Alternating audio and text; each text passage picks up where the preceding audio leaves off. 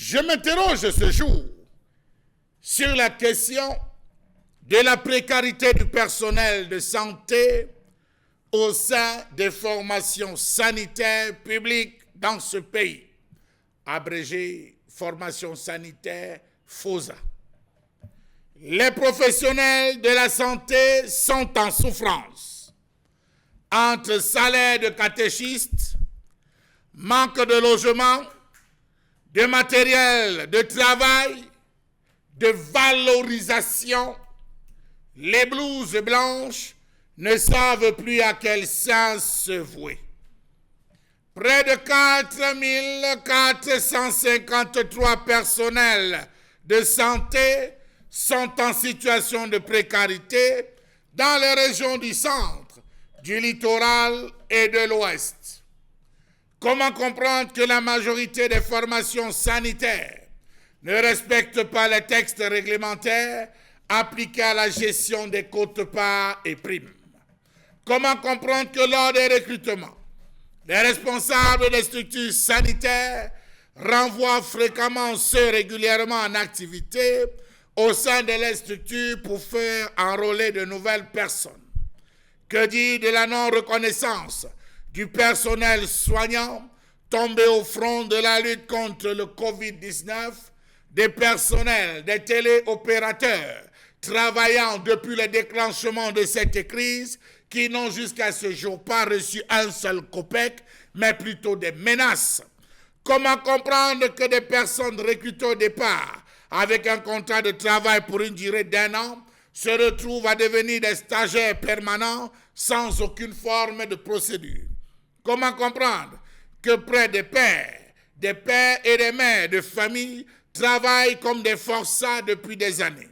Savez-vous qu'avec un salaire qui varie constamment entre 25 000 francs CFA et 35 000 francs CFA, en dessous du SMIC, avec les primes qui oscillent à certains moments un peu plus que le salaire, les personnels médicaux des formations sanitaires se retrouvent à être pour la plupart encore en location, alors que la hiérarchie roule carrosse?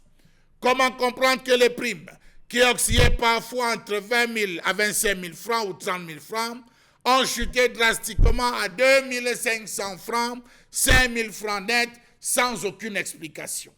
Comment comprendre que ce personnel n'a jamais eu droit à aucune sécurité sociale? Voilà déjà un contrat à 7 ans de vide, chantage, mépris, menaces. Comment peuvent-ils subvenir aux besoins des malades s'ils sont eux-mêmes malades, incapables de subvenir aux besoins de leur famille? Que feront-ils des malades dont ils ont la charge? Plusieurs questions sous-tendent. Que fait-on donc de l'argent qui est destiné à la telle gestion? Doit-on conclure qu'il y a une gestion opaque de l'argent destiné au personnel médical? Doit-on conclure que cet argent se partage plutôt dans les bureaux? Comment comprendre que ceux qui meurent de froid, de moustiques et de tous les risques n'ont rien pour assurer un lendemain meilleur à leur famille?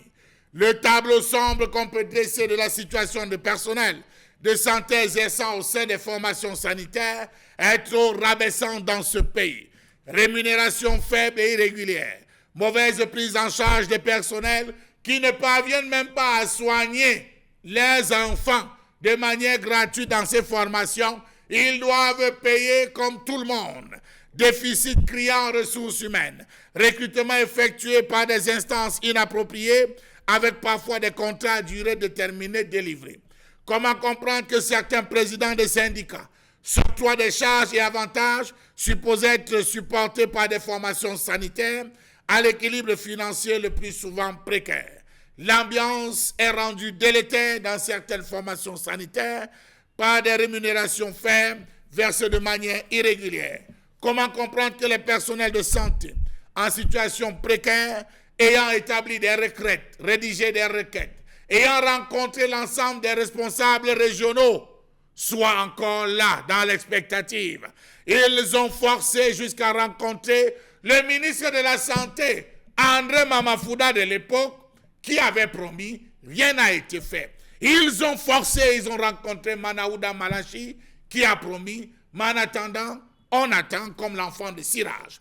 État de choses qui fait qu'à la fin du mois, il y en a plein de ces personnels qui ne sont pas payés.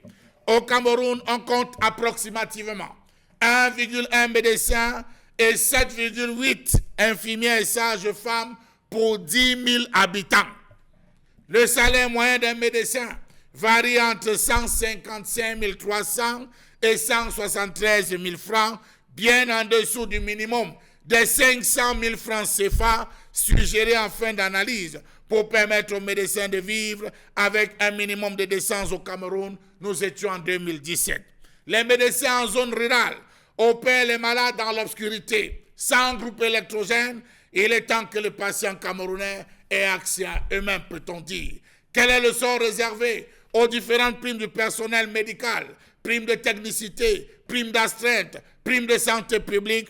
Tout cela disparaît sans qu'on ait une trace. Le personnel médical est à bout dans les formations sanitaires, raison pour laquelle, en dépit de tout, on assiste à des morts, des décès étranges, parce que celui qui est mal tenu peut rentrer en pharmacie, prendre un produit quelconque, faire une injection, voir un patient en pleine agonie et dire « Quoi va me faire? Est-ce que je suis désormais payé ?»